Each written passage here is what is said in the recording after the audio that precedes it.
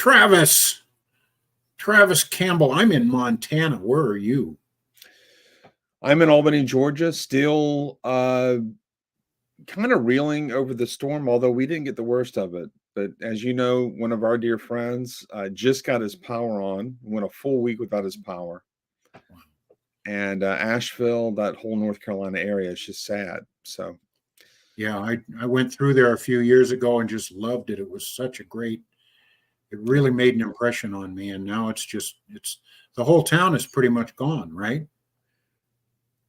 Not pretty well. I mean, it's underwater, or I mean, it Yeah. was. I don't know how things are like right now. I didn't check over the weekend, but I did text our friend, and he's okay. But Good. we're talking. I mean, like there were at one point there were 1,000 people missing. I know the death toll's risen to about 250. So it's just sad. So everybody should keep them in their prayers. Yeah. His name is Paul. Yep. Yeah, and Valdosta, also not too far from my home. A lot of great people there suffering, and the former president was there. I know that Vice President Harris has done her trip there, and I will say that the optics have not looked good for the Biden-Harris administration. Trump jumped on the ball there, and Elon Musk and private enterprise are helping, and the FEMA is running out of. They're all out of money. Yeah, because they gave it to the migrants. Yeah. That's the rumor. That's the rumor. So this coming weekend, October 10 and 11, there's going to be, and 12, there's going to be a national apologetics conference at Southeast Seminary in Southern Evangelical Seminary. Southern Evangelical Seminary is the seminary in Rock Hill or the seminary's in Charlotte, but the venue is Rock Hill, South Carolina. So for those that are interested, they can type in SES National Apologetics Conference to any search engine, and then it'll come up. And I'm with Consider This, as you can see on our little label there, and I will be presenting a paper in a side session. I'm not a featured speaker, but our dear friend Hugh Ross and the team at Reasons Believe, several of them will be there doing talks. And Hugh was actually doing a debate on it's inerrancy vis-a-vis young earth creationism. Can you be an inerrantist and an old earth creationist? And Terry Morkinson, who he's debated several times, is going to be debating him. So that's going to be kind of the featured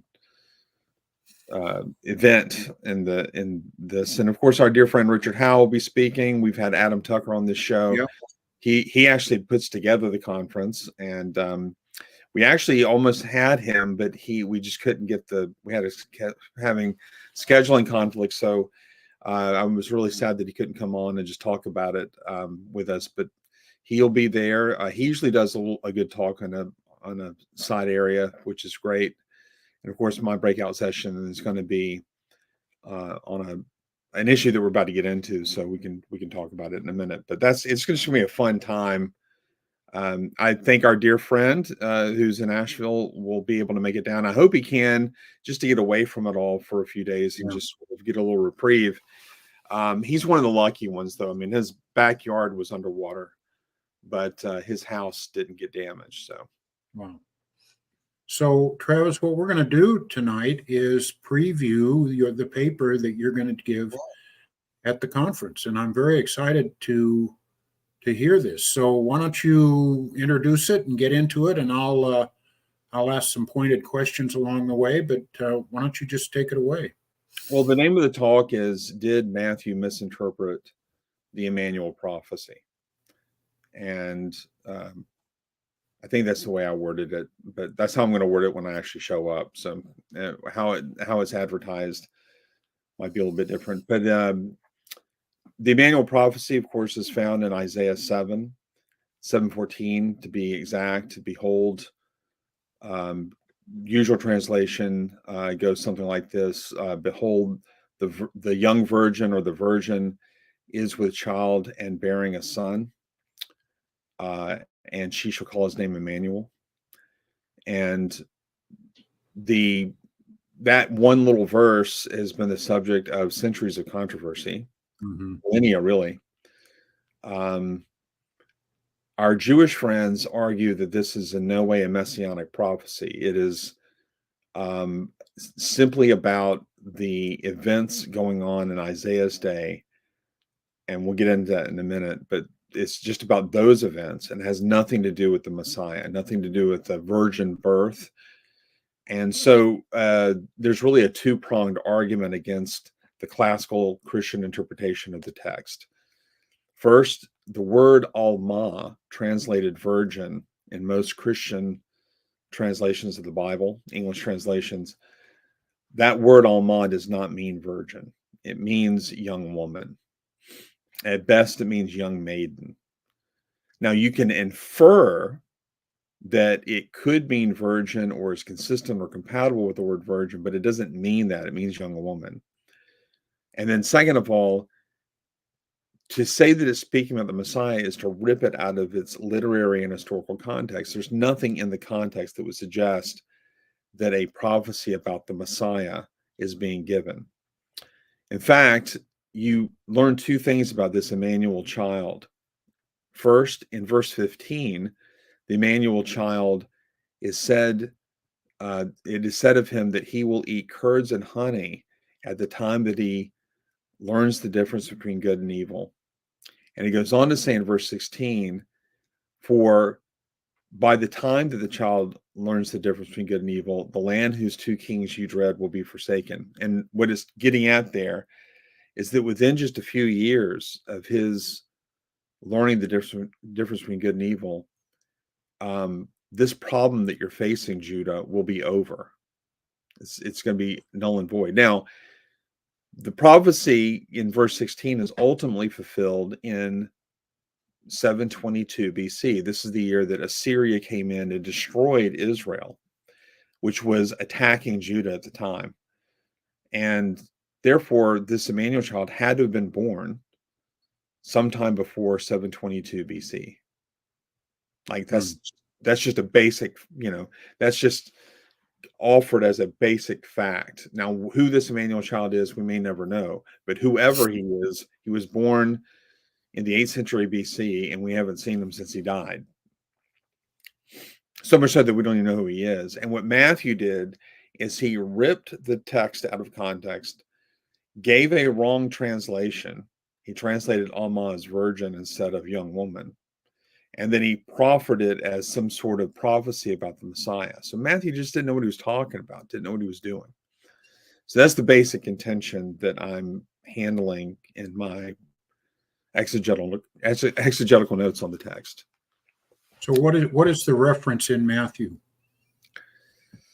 Matthew is 1, I believe, 21, and he says, this is to fulfill what the prophet says, behold, a virgin will bear a son, and you will call his name Emmanuel, which means God with us. And Matthew goes out of his way to translate the meaning of the term Emmanuel, I believe, to indicate that the child will be, in some sense, divine as well as human. And I think that bears out in Matthew's gospel. When you see the development of what he says about Jesus, it's clear that he thinks that Jesus is divine. And the crescendo of the gospel of Matthew, it ends at the very end of his gospel, Jesus says the words, and lo, I am with you, even until the end of the age. So you have an inclusio, God with us, and Jesus says, lo, I am with you. And then a few lines later, Jesus says, go therefore and baptize all nations in the name of the Father and the Son and the Holy Spirit. And I believe he's giving self-consciously a word about the triune nature of God. So that's just, I think that in Matthew, we clearly have evidence for the deity of Christ. So do we know, Travis, in the time just before Matthew wrote his gospel, do we have an idea of what the notion of that passage in Isaiah meant? Did Matthew change it completely, or was it building up to that, or what's the status of that? Do we have an idea? I'm going to reference a book in just a second, but to answer your question shortly, I apologize for that close look there, but I was getting this book. Should have had it by me before the show began, but um, the bad here's the bad news. The bad news is we don't have any Jewish commentary to speak of on the text in the centuries leading up to Jesus' birth. So it's not like you have a catalog of rabbis debating the meaning of the text in like 50 BC or something. Mm-hmm. Wouldn't that be wonderful if we just knew what they had going into this? It seems that what we're dealing with is a cloaked prophecy. Now, this is a really interesting phenomenon, and the distinction between cloaked and clear, the terminology itself, I got from J. Warner Wallace, and he wrote a book called Person of Interest a few years ago. And this section in the book where he makes this distinction, he puts it in a way that made me finally, it was kind of like the capstone of years of research that I've been doing. And I was like, that is just the best way to put it. When I was a young Christian, I used to think that Old Testament scholars who were Christian were cray cray because they would get into this thing where, well, the full significance of the prophecy isn't understood until the event happens. Well, then what makes it useful as a prophecy? I mean, if you don't know what's going to happen before it happens through the prophecy, then the prophecy just isn't a prophecy. Right. So when Isaiah 2 says, nation will not lift up sword against nation, I mean, I feel the pinch of the Jewish critics of Christianity. Well, that's what's going to happen when the Messiah is going to come. Jesus came, and nations are still lifting up swords against nations. As the events in Israel itself currently is illustrating so painfully to us. So, Right. what are you talking about that Jesus is the Messiah? He can't be the Messiah because the wars and the rumors of wars and all that stuff is still going on. Isaiah 2 is not fulfilled. And so, what you Christians do is you get these vague references found peppered throughout the prophets. You string them together and you say Jesus fulfilled them. Oh, but when we go into the original context, it doesn't really seem to be talking about that. And so, what do you Christians do? Oh, you cleverly say, oh, well, the full significance isn't understood till after the event. Oh, that's convenient. And so, I would read these apologists and I would go, yeah, I'm not going to take that out to the streets. I'm not going to share that with my unbelieving friend. They're going to laugh me out of the room. So, I wrestled with this for years. When J. Warner Wallace gives this distinction, it makes things extremely helpful. He pointed out that as a detective, he would often find himself with cloaked evidence versus clear evidence. So, what's the difference? Let's say that you have a person of interest. A person of interest is somebody who you think might be a suspect. He's not a suspect yet, but he's a person of interest. A crime has been committed, a murder has been committed. And it turns out that when we go to the cadaver and we see that the cadaver is, um, he's lying there on the floor and he's been murdered, and there's all this stuff just in the room, just stuff. Now, everything in the room is potential evidence. And so you gather all of it. And he speaks of a Right. case one time where he gathered all the evidence, and one of the pieces of evidence that he gathered, he did not know its significance when he found it, didn't understand what it was about, and had no clue as to what it might mean. He found a button, just a button in the evidence, collected it all, and the button was part of that evidence. Well, when they went to the person of interest home, after this person became a person of interest, and they were looking around, they found a coat, and on that coat was a missing button. Hmm. Now we Yeah. have evidence. And now this person who is suspected on some level has now gone from being just a person of interest to a suspect. That's what I think is going on in some of the prophecies. Imagine that it was just well known among the Jews that the Messiah would be born of a virgin. Then, in a way, you couldn't fulfill the prophecy. Hmm. Think about that. I mean, anytime a girl gets in trouble, hey, I might be the mother of the Messiah. So if you think about it, it's important that some of the prophecies that God gives are cloaked. And there are subtleties in Isaiah 7, which, if you are reading it without the benefit of the historical fact, you were just reading it long before, you may miss a few things. Mm-hmm. What makes that important is that because the Jews did not believe this was a messianic prophecy before, they did not see the virgin birth and the significance of it and all that. You cannot accuse Matthew of creating his story on the basis of Hebrew prophecy. See, what a lot of critics do is they say, well, the apostles, they wrote the New Testament, and what they did is they went back and read these Old Testament texts and built a story around them. And so Jesus didn't fulfill prophecy. This is just good storytelling. Mm. But if prior to Matthew's writing and prior to Jesus' birth, there was no Jewish tradition telling us that Isaiah 7 is a messianic prophecy and therefore the Messiah would be born of a virgin, then the idea of Jewish derivation for the story is gone. He didn't use Jewish tradition to create a story. In fact, Ben Witherington does an analysis of, and I don't get into this in my my paper, but Ben Witherington does an analysis of Matthew 1, and he points out that Matthew chapter 1 can read very smoothly, even more so, without the prophecy references. And that strongly indicates that when Matthew first wrote the story, there were no prophecy references there. And that's really interesting because what that means is that there was an evolution in Matthew's thought where he first had the story, he had the fact of it. And as a good Jew, he's sitting there going, what a momentous miracle. Christ was born of a virgin. That's incredible.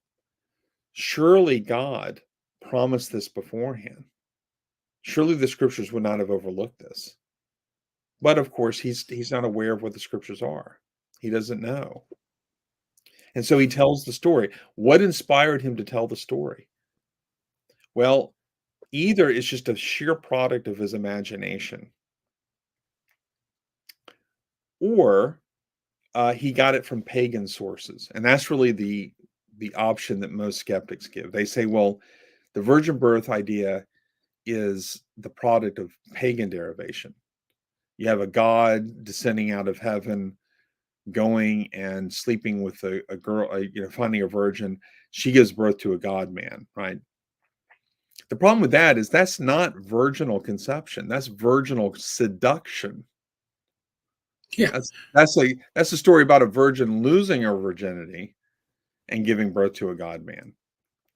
But that's not what Isaiah says. And it's really interesting. It's present tense in the Hebrew.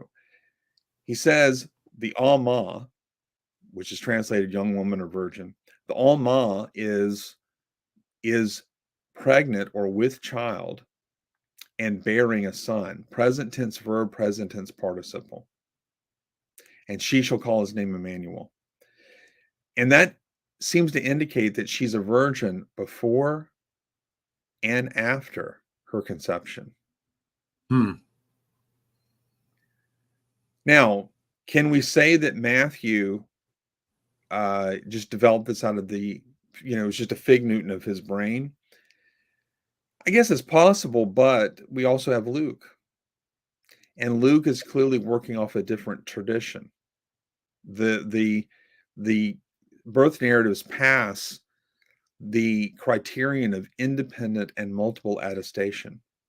Mm-hmm. And because Matthew is not alone the person that gave us the story of the virgin birth, you can't say it's a product of his imagination. So where does he get the story? I think the simplest explanation is he got the story from reliable sources. And I think he either got it from Christ himself, because we're told in Luke 24 that after Christ rose from the dead, he walked his disciples through the Old Testament to show them Right. the significance of these things. So that's one option. Another option is years down the road, after James's conversion and after James becomes an apostle in the church, James tells the story. Yeah, my dad told us this. Now, why would James growing up, um, why would James growing up hear the story of the virgin birth and not believe? We're told that James was not a believer before the resurrection. And this question was raised just a few days ago on Mike Lacona's podcast. He and Gary Habermas are talking. And this is really interesting. Mike Lacona raises this very question.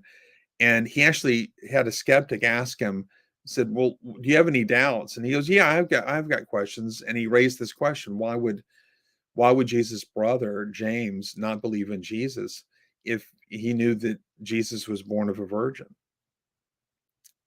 And the skeptic says, well, I have no problem with that. If my brother were sinless and virgin born, I'd hate his guts. I mean, think about what you would do growing up in a situation like, why can't you be more like Jesus, was something that the brothers and the sisters heard several times. And so, yeah, I just think that they were like, whatever. Dad, the old man just is crazy. We know that Joseph was further along in years probably than Mary. The new evidence seems to be that she was 18, not 14, as I used to think, but still. He died before Jesus starts his ministry, probably. And, there's no telling, after that birth narrative, nothing real significant happens. You can imagine the brothers going, well, if he's so special, why isn't he doing anything special? And then when Jesus goes out and starts telling people to eat his body and drink his blood, and I'm God, and he starts saying these kinds of things, they're going to think, they said in Mark 3, they think he's crazy. Yeah. So that would be why, James can be the source of the story ultimately, even though if a significant portion of life, he just thought it was just cray cray. So that's how I kind of broadly understand all of this. I think that what Isaiah 7 is a cloaked prophecy, Mm-hmm. that its full significance isn't understood until after the fact of it. Like that button, that its significance isn't understood until we see a coat with a missing button. Yeah. Now, what I'm going to do in the talk, I'm taking one thing I'm taking with me is just my exegetical notes, which is going to be something like 30 pages. And I do a full translation exegesis of Isaiah chapter 7, verses 1 all the way. Hopefully I'm going to get to 9:6, where it speaks of the son who is born to us, the child that is given to us, and his name will be Wonderful Counselor, Prince of Peace, Mighty God. That's where I want to end this. And what I'm trying to show is that I'm not taking this out of context at all. If you understand the subtleties of the Hebrew, then you can understand that verse 14 has to be speaking about the Messiah. And it's very easy to link him up with the Prince of Peace of chapter 9. I mean, after all, the Alma is with child bearing a son. And then Isaiah later says, a child is born to us, a son is given to us. So he uses those two terms to describe the Emmanuel child. He just carries that over and creates a poem out of it. And he gives them these wonderful titles. And Mighty God links back to Emmanuel, God with us. And later in chapter 10, verse 21, he says this of Yahweh, a remnant shall return to the mighty God. So in the context of this overarching passage and passages, the one place where he uses the phrase El Gabor, mighty God, he uses it for sure as a reference to God here. So why not over here with the Prince of Peace? I'm in chapter 8 right now, where Isaiah actually evocatively says that the enemies of Judah will reach all the way to the neck, all the way to Jerusalem. He's prophesying of the impending Assyrian invasion of Judah. This is, by the way, this is a fascinating story, and I don't have the time to tell it, but I mean, it's a story about faith, and how Ahaz, the king of Judah, loses faith and actually yokes himself to Assyria so he can throw off these invaders who are coming to invade Israel. And they're threatening the Davidic dynasty, which would threaten all of God's promises to David. And Isaiah is saying, stand your ground, have faith, do not fear these people, and do not compromise and create an alliance with Assyria. Well, Ahaz does. And so Isaiah says, well, because you've done this, this is what's going to happen. And in Isaiah 8, I just finished with my exegesis here, but in Isaiah 8, the Assyrians come like a flood, and he describes them as waters that go over the land of Judea all the way up to the neck. He goes, and they fill up your land, and they spread their wings over your land, O Emmanuel. He cries out to Emmanuel as a prayer. So it's just fascinating. All the things that you can see in this text pointing you not only to the fact that this is a messianic prophecy, but it's pointing to the fact that the Messiah, when he comes, has to be God incarnate. I think one of the things that Jewish apologists miss, that ones that try to, they think debunk Christianity, is by the time Matthew got to defending that passage, he had already been convinced of the deity of Christ. He'd already been convinced of who Jesus was. Like, he spent 3 years with him. This guy's doing miracles. He has a spirit and an attitude about him that is, he's probably never seen that before in anybody. He made claims to divinity. He had long since been convinced that he is the Messiah. Who else could he be? Right. And so if he is the Messiah, then certainly there's going to be stuff in the Old Testament that reflects that. And he went looking for it. And, Matthew, none of the gospel writers wrote this stuff in a vacuum. They didn't just make it up. They saw Jesus for 3 years and were, utterly impressed with his claims and what he did. And of course they had to write about it, and then went back and looked for this stuff. I say almost that exact same thing in my exegesis of these verses, because what I point out is, if the question is where did he get the idea of virgin birth from, and you rule out the fact that he got it from Isaiah because it's a cloaked prophecy. He didn't get it from pagans. He didn't get it from his own imagination. Well, where did he get it from? Well, he got it from the fact of it. And I understand that a modern skeptic is going to have a hard time with the virgin birth. There's not a whole lot of historical evidence for it. But what I would encourage you to do is go look for the evidence of the resurrection. There's a lot of evidence for that. And if God ended Jesus' life with a miracle, maybe he began it with a miracle too.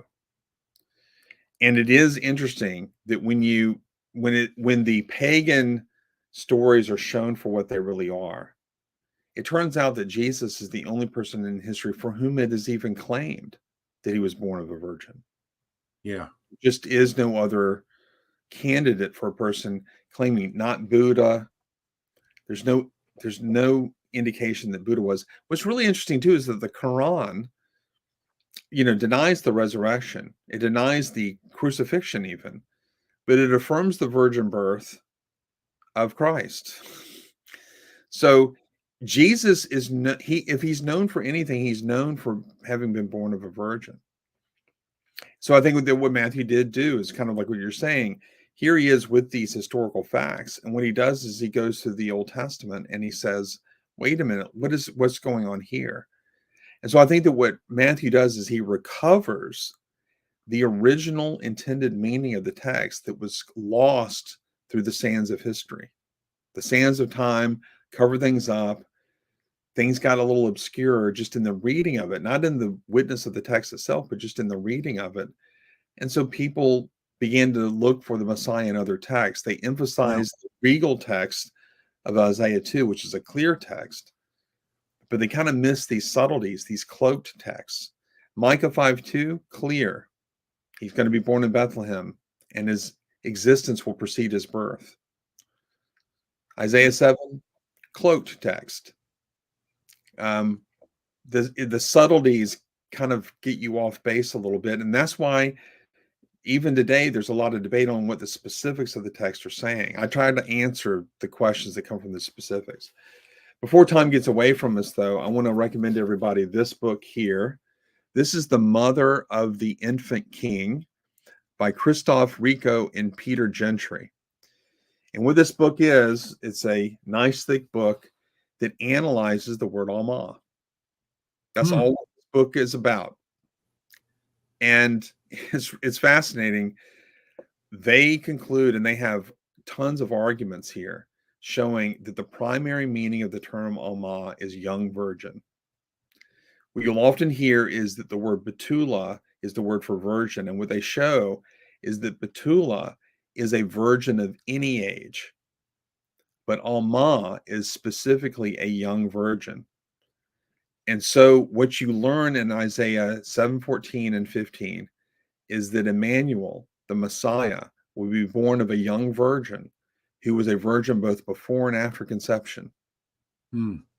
Second of all, whoever this Emmanuel child is, he will eat the food of oppression. And this is my paraphrase of the text because I can't get into this right now, but he will eat the food of oppression. Well, Jesus fulfills that. He will live in a time in his formative years. It says he will eat the food of oppression as he learns the difference between good and evil. Jesus fulfills this because he lives in a time of the Roman Empire in Judah, oppressed by Rome. And that's how he lives out his formative years. It's a time of uncertainty. It's a time of oppression, and he lives in poverty. And he's the only person for whom it is claimed he was born of a virgin. So I think that it is literally fulfilled in Jesus. There's no need to go into dual fulfillments and all that stuff. It was a prophecy about Jesus or about the Messiah fulfilled in Jesus, and indicating that Jesus will be, or the Messiah will be, both God and man. Good job, Travis. That sounds great. Wish I could be there to hear it, but I'm not going to be able to make it this year. So, yeah, I'm going to miss you. Yeah, I know. Thanks for the review, and I'll see you next week. Take care.